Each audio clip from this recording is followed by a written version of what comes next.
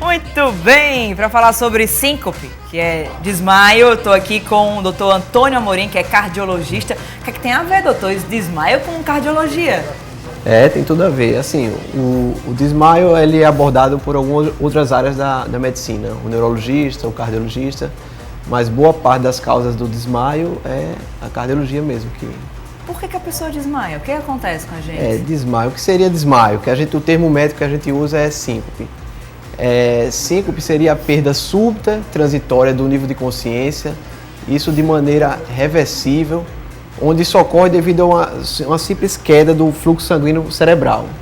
Isso por 6 a 10 segundos, por algum problema específico, diminui o fluxo sanguíneo do cérebro e essa pessoa perde o tônus postural. Ele tem uma queda da própria altura, que é o desmaio, nada mais é que o desmaio. Atitudes bobas pode gerar um desmaio? Tipo, levantar rápido demais, coisas desse tipo? Sim, existem várias causas. É muito importante a gente abordar esse tema, porque existem causas que são benignas, graças a Deus são a maioria dos casos, e existem algumas causas que são perigosas, que podem levar até o risco de vida da pessoa. Então, isso é uma coisa bastante comum. Eu acho que qualquer pessoa aqui deve conhecer alguém que já teve um desmaio, ou algum parente, algum amigo. E a importância desse tema é justamente em virtude de caso alguém apresente um quadro desse, investigar para poder saber qual é a causa. Se é uma causa, vamos falar assim, esse termo benigna, que não vai levar a risco de vida, só aquela alteração momentânea, ou se é alguma causa que possa ser diagnosticada e tratada para evitar um problema maior. Tá, existem causas assim já comprovadas para esses possíveis desmaios? Exatamente, existem várias causas. A gente pode citar aqui 3 grandes causas, tá? Existem algumas causas que a gente chama de causas vasculares, certo, que são as mais comuns, que a gente usa o termo síncope neuromediada, certo? Existem umas causas que a gente chama de hipotensão ortostática e existem outras causas que são as causas cardíacas. Posso falar sobre cada uma assim? Pode, claro. Essas causas vasculares, que são as neuromediadas, são as mais comuns, é o que a gente encontra mais no dia a dia. Esses casos, acho que a gente mais vê ou conhece alguém que apresentou um quadro que é representado principalmente por uma síndrome que chama síndrome vasovagal. Essa síndrome vasovagal é uma alteração que alguns pacientes predispõem a ter um mecanismo em algumas situações onde ocorre dilatação dos vasos, uma dilatação súbita desses vasos. Isso faz com que caia subitamente a pressão, diminua esse fluxo sanguíneo cerebral e a pessoa tenha esse quadro de síncope, né, desse desmaio. É um quadro que é mais comum em pacientes jovens, tá? Faixa etária aí vai de 10 a 30 anos. É mesmo? Esse quadro específico, dessa síndrome vasovagal. Sim. As pessoas que têm essa predisposição, que apresentam esse quadro, geralmente desencadeiam essa síndrome quando estão em ambientes muito quentes, em aglomerações, muito tempo em pé, quando estão desidratadas. Então, assim, graças a Deus esse é o quadro mais comum. Por que graças a Deus? Porque esses são os quadros benignos.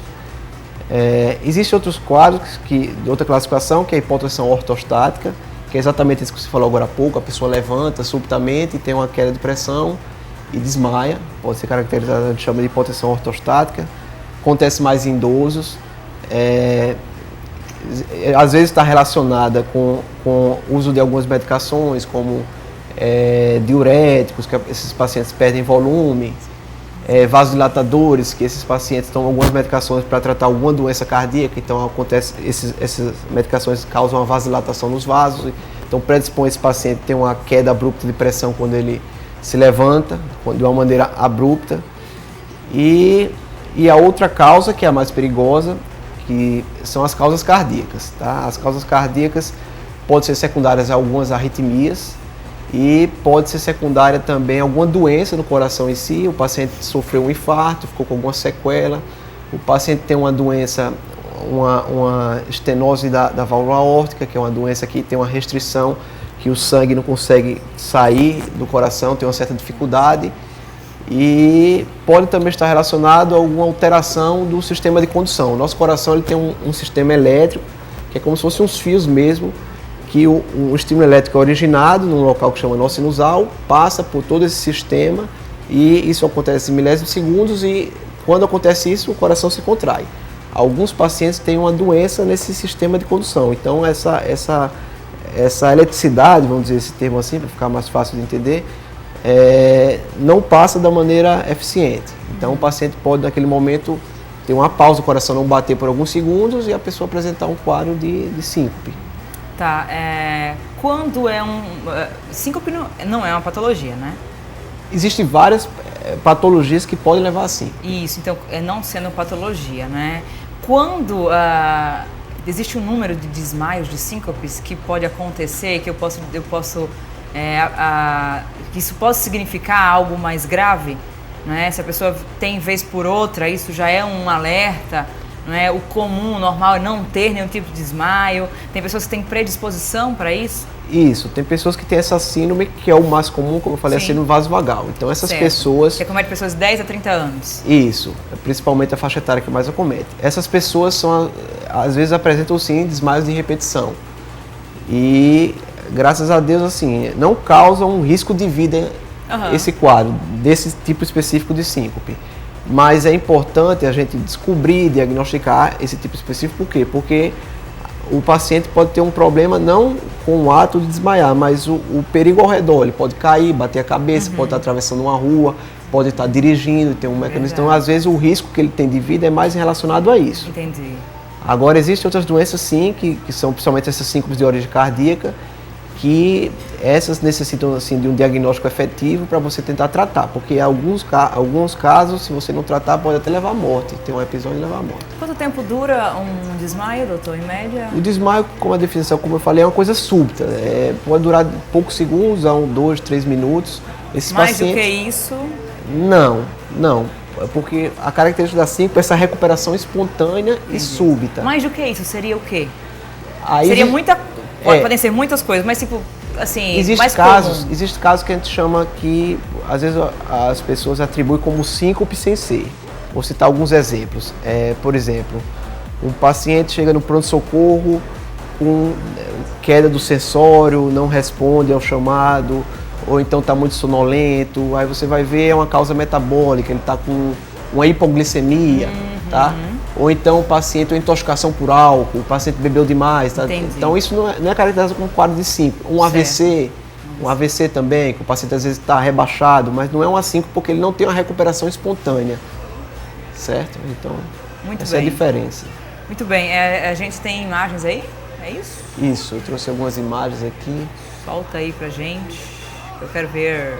Daqui a pouco eu vou falar sobre o sorteio que está acontecendo no meu Instagram. Você pode ganhar uma transformação no Salão Blonde, pode ganhar um look completíssimo da Z1 e também acessórios da Maria Lua. Daqui a pouco eu vou falar como você faz para participar, tá bom? As imagens estão no ponto? Muito bem. Tá, vamos lá. Monitor de eventos. O que é isso, doutor? É assim, para a gente, todo paciente que tem um diagnóstico, teve um quadro de síncope, a gente tem que fazer toda uma investigação, tá? Existem alguns exames mais básicos, como o eletrocardiograma, que é essencial, tem inclusive no pronto-socorro, para quando o paciente chegar, para a gente ver se ele naquele momento está tendo alguma arritmia, algum quadro mais grave. Existem alguns exames que a gente faz a nível de consultório, ou o paciente estando internado. Esses exames essenciais assim, nessa investigação seria o eletrocardiograma, o teste ergométrico, um ecocardiograma. Esses são assim, exames mais básicos nessa abordagem. E a gente tem alguns exames mais específicos. Tem mais imagens?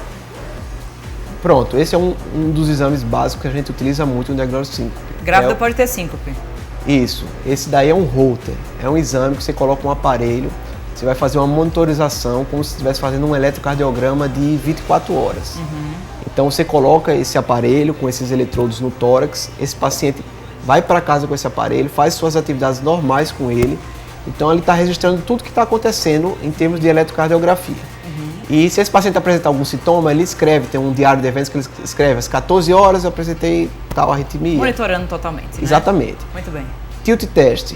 Esse é um exame que a gente é bem importante para a gente fazer o diagnóstico do quadro de síncope vasovagal, que é aquela que eu falei que é a mais comum. A gente vai tentar simular, ver se o paciente apresenta algum quadro desse tipo de síncope. Certo.